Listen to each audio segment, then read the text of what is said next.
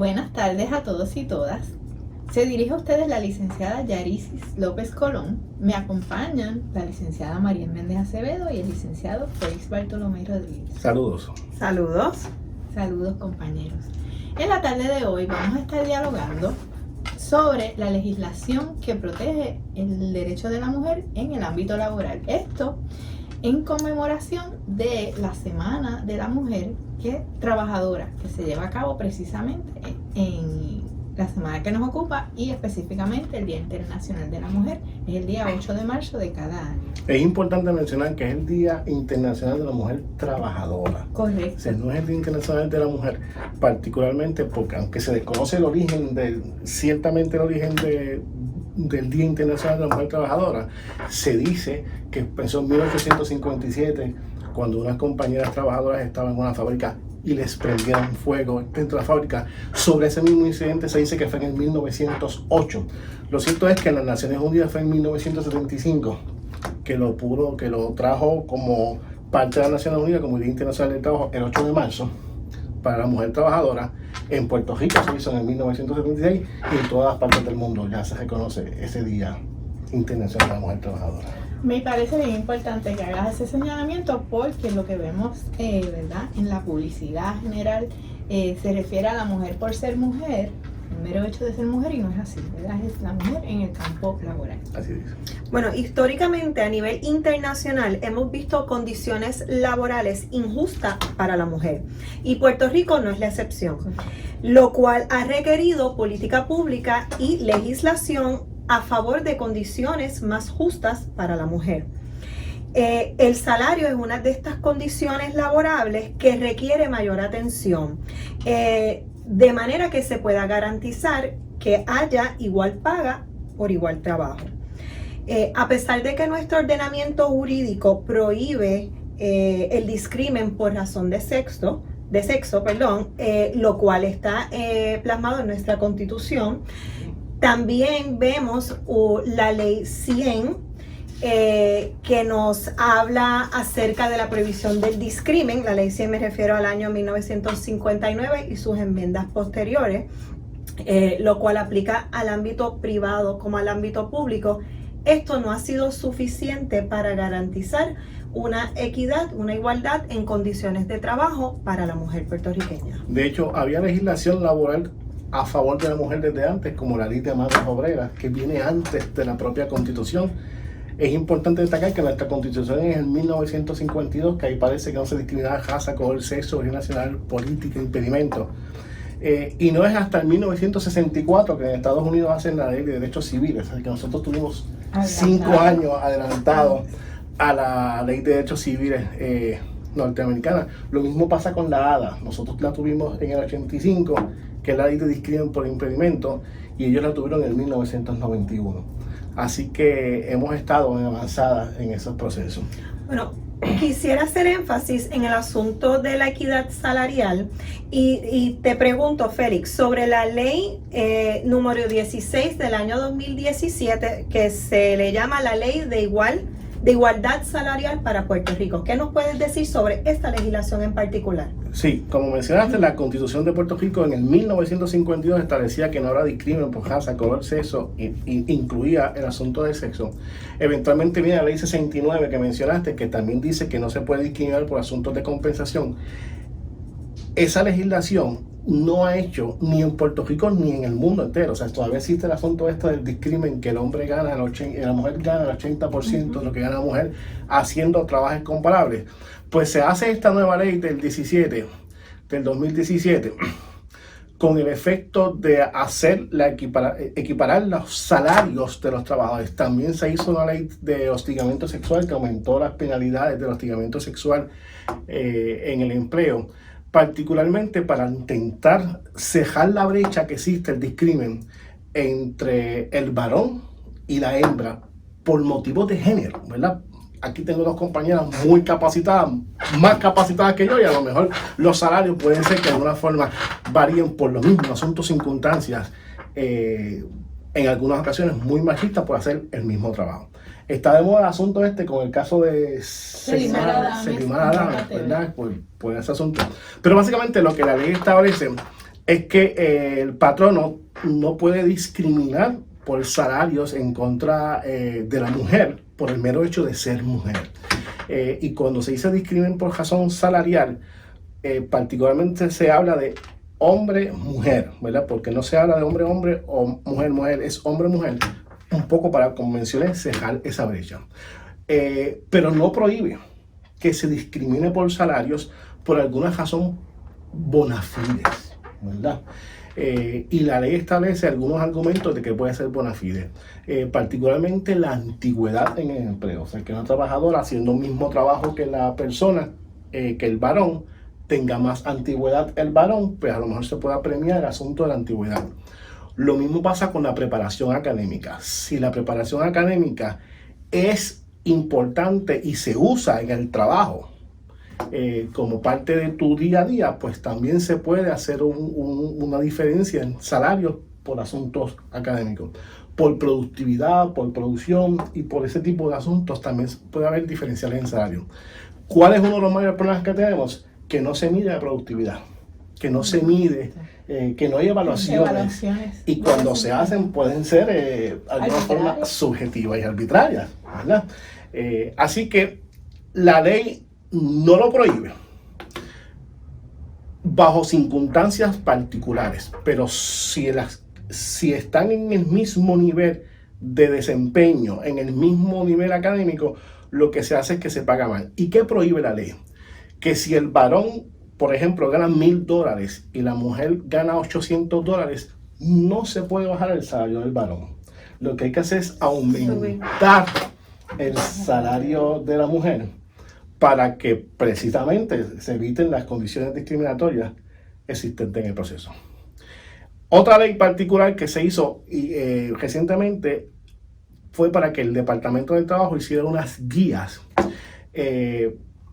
para que los patronos hicieran un proceso de autoevaluación de su propia empresa para determinar cómo estaban su equidad salarial en la empresa. Y bien importante, que si el patrono hace ese autoestudio, ese autoestudio no se puede utilizar en un tribunal como para decir, ves que tú estabas discriminando. Entonces, eso no se puede hacer, porque precisamente lo que se busca es que el patrono haga ese proceso para que finalmente pueda.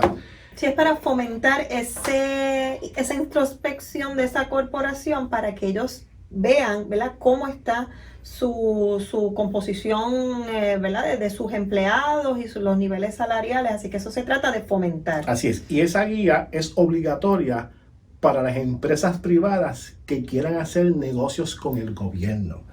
Porque se enmendó el registro de licitadores del gobierno, porque si tú no haces ese autoestudio, no puedes hacer negocios con el gobierno. El secretario del Trabajo hizo las determinaciones eventualmente de la guía, y podemos ver que en la guía establece básicamente algunas definiciones que es importante saber, particularmente qué son condiciones de trabajo, porque ciertamente otra de las razones que puede haber discrimen es en las condiciones de trabajo. No es lo mismo trabajar en un aire acondicionado que trabajar con 5.000 voltios de electricidad, ¿verdad? Así que mientras más peligroso sea el trabajo, existe la posibilidad de diferenciales. Puede decirles diferenciales por turno. Eso se da en el caso mucho de las enfermeras, ¿verdad?, que trabajan por las noches, turnos rompiendo noches. Existe un diferencial por turno o diferencial por alto riesgo, porque trabajan en algún lugar que pueden tener más peligro de contagiarse con algún tipo de circunstancia que en otras compañeras enfermeras o enfermeros que no estén trabajando. Así que condiciones, la guía habla sobre las condiciones de empleo, sobre las condiciones de dificultad, y la guía importantemente habla de lo que es trabajo comparable. Dice que trabajo comparable es aquel trabajo similar que requiere sustancialmente las mismas funciones o similares a ellas, esfuerzo, habilidad, responsabilidad o condiciones similares como mencionamos anteriormente. Es importante que para que no haya discrimen, tienen que estar las personas en la misma clasificación ocupacional haciendo tareas afines. Porque precisamente para eso es la clasificación ocupacional, porque si tú eres abogado 1 y el otro es abogado 2, pues va a haber una diferencia en salarios por distintos puestos. Lo que se prohíbe es que sean abogado 1, abogado 2, abogado 1, abogado 1, hayan salarios distintos por el mero hecho de razón de género. Eso es lo que se prohíbe en la propia ley. ¿Qué más? Volviendo a la autoevaluación, te pregunto, ¿es el patrono que hace esa autoevaluación, por ejemplo, si quiere hacer negocio o contratación con el gobierno, tiene la obligación de realizar esa autoevaluación? Así es. ¿Se la tiene que presentar al patrono o simplemente lo certifica que la realizó? Bueno, la evaluación la hace el patrono. La evaluación la hace el patrono y determina las clasificaciones ocupacionales, tareas que deban hacer. Lo que se recomienda, por ejemplo, en el autoestudio es que se haga un proceso de retribución, como se hace particularmente en el gobierno, que se hace unas escalas salariales particularmente, es que se haga un trabajo que diga, mira, por hacer A, B, C, J tareas, en aspectos similares, este es un puesto que se crea y se llama de tal forma. Lo que hacen JL, KX es otro puesto y se le paga de tal forma. Pero los primeros que mencioné deben tener condiciones distintas, iguales. Si tienen condiciones distintas en ese autoestudio, pues el patrono tiene que tener unas proyecciones realistas de acuerdo a sus metas de trabajo, a sus objetivos de la empresa, para ir alcanzando la equidad salarial entre ambos géneros. Por ejemplo, la propia ley establece en ese plan de clasificación de puestos que puedes establecer métricas, que es el problema, que no se mide el desempeño de las partes y pudiera ocasionar que existan el asunto de arbitrariedad y el asunto de que de alguna forma, pues, porque yo quiero hacerlo, lo pongo de esta forma. También se legisló recientemente la ley de de hostigamiento sexual, que se aumentó el asunto de la penalidad. Correcto. La ley inicial que tipifica el hostigamiento sexual en el empleo data del año 88. En aquel entonces, la penalidad que se imponía al patrono que se encontraba en curso en esa conducta era de $3,000. La ley número 146 de septiembre de 2019 aumentó esa penalidad, no solo tomando en cuenta el costo de vida, el aumento en costo de vida desde el 88 hasta el presente, en aquel año 2019, ahora 2020, sino también que haya una compensación más justa para la persona víctima de violencia doméstica, que aunque puede ser varones, sabemos que históricamente las víctimas de violencia doméstica somos las mujeres, violencia doméstica no, hostigamiento sexual en el empleo, somos las mujeres. Pero igual lo que decías es Pienso correcto.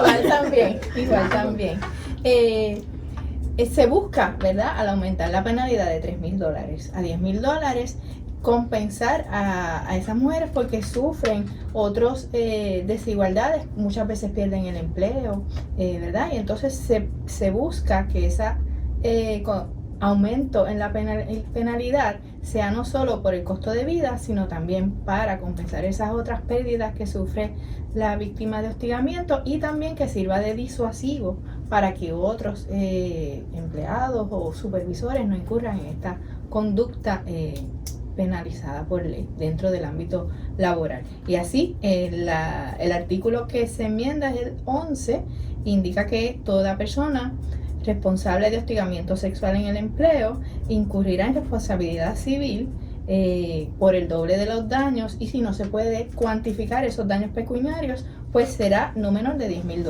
Ese es el aumento en la penalidad. Y es importante mencionar que mencionaste la violencia doméstica, que también existe legislación que prohíbe el discrimen por violencia doméstica en el empleo y que le impone al patrono la obligación de actuar cuando existe una víctima de violencia doméstica, que hay que hacer un protocolo de violencia doméstica para proteger a la víctima Y al resto de los empleados también. y los clientes De los que visitan del y los reciben visitantes. servicios. Así que la violencia doméstica, la agresión sexual y el acecho también son legislación que ciertamente protegen a la mujer, ¿verdad? Porque aunque existe la violencia doméstica contra el varón, sin lugar a duda, la violencia machista es la que impera en el país, y lo mismo con el hostigamiento sexual.